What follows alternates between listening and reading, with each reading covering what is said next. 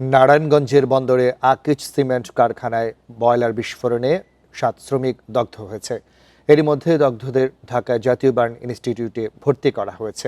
এই নিয়ে আরও জানাতে জাতীয় বার্ন ইনস্টিটিউট থেকে যোগ দিচ্ছেন সহকর্মী নজরুল ইসলাম। নজরুল ইসলাম, আমাদেরকে একটু জানাবেন, ইতিমধ্যে আমরা জেনেছি ৭ জন দগ্ধ হয়েছে, ৩ জনের শ্বাসনালী অনেকটাই পুড়ে গেছে, আশঙ্কাজনক অবস্থায় রয়েছে। এছাড়া আর কি তথ্য রয়েছে আপনার কাছে?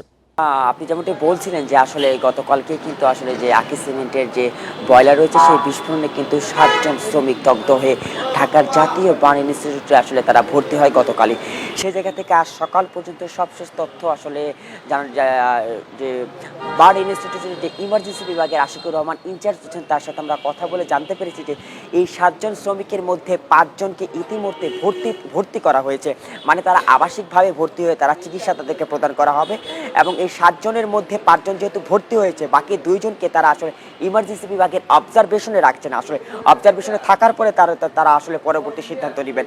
সেই জায়গা থেকে কিন্তু এই ৭ জনের মধ্যে কিন্তু ৩ জনের যে শ্বাসনালীর যে অংশটুকু রয়েছে সেই শ্বাসনালী আসলে অনেকটাই ক্ষতিগ্রস্ত হয়েছে। আসলে আমরা জানতে পারি সকালবেলা যে আশিকুর রহমান যে ইনচার্জ রয়েছেন ইমার্জেন্সি বিভাগের জাতীয় বার্ন ইনস্টিটিউট, তিনি আমাদেরকে নিশ্চিত করেছেন। এবং একই সাথে বলে রাখি যে এই দগ্ধের ঘটনায় কিন্তু এই ৭ জনের মধ্যে মেডিকেলের ভাষায় তারা বলতে চাচ্ছে যে আসলে ৭ জনের কিন্তু সর্বোচ্চ দেহের যে অংশটুকু করেছে সেটা 14% দগ্ধ হয়েছে।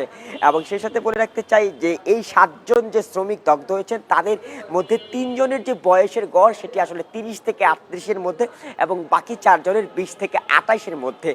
তো এই ছিল আমার কাছে জাতীয় বার্ন ইনস্টিটিউট থেকে যে গতকাল আকিজ সিমেন্টের বয়লার বিস্ফোরণের যে শ্রমিক দগ্ধ হয়েছিল এই নিয়ে সবশেষ খবর। বার্ন ইনস্টিটিউট থেকে সবশেষ তথ্য জানাচ্ছিলেন সহকর্মী নজরুল ইসলাম।